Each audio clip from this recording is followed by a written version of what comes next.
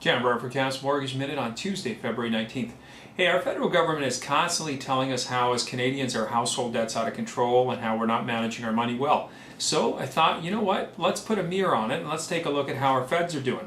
Now, basically, it's how well are they doing at balancing their books. Now, the last time we had a balanced federal budget, that would have been back in 1997, when it was actually balanced and even made a surplus. Now, some of you might not remember that are younger, but believe it or not, it happened. And in fact, from 97 to 2008, the feds reduced our national debt basically from $563 billion down to $458 billion. So we were obviously moving in the right direction. But then in 2008, as a lot of you might know, that we had what was called the subprime mortgage crisis, the meltdown, all of those other things. But our national debt, and then the government started to spend and did stimulus programs and all those sorts of things. And it looks like our economy is still rolling ahead, but our national debt has now surpassed $600 billion mark for the first time ever. It's never happened in this country before. So how does that stack up against other countries? Are we really that high? Or, I mean, where are we comparatively?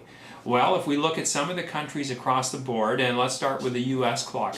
The U.S. debt clock sitting at $16 trillion. That's right, $16 trillion. That's $52,000 per U.S. citizen in debt. The UK debt clock is sitting at about 1.1 trillion pounds. Canadian-wise, that's about $1.78 trillion, or roughly about $24,329 per citizen. France is sitting at a Canadian equivalent of about 2.4 trillion, roughly about $36,000 per citizen. Germany is sitting at around 2.8 trillion, again about $36,000 per citizen. Australia's debt clock is actually the very best in the world. They're sitting at 255 billion. Converted over, that's about 265 billion Canadian dollars, or $11,649 per citizen. That's right. Italy is sitting at roughly 2.8 trillion, or about 44,000 per citizen.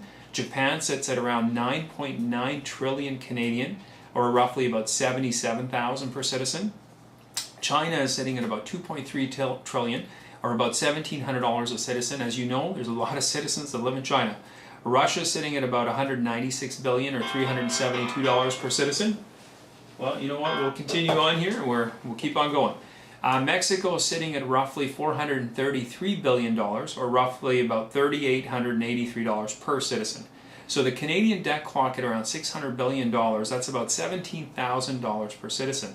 Really, when you compare it to the US and some of the other countries, we're not doing that horribly. I mean, of course, we can always do better.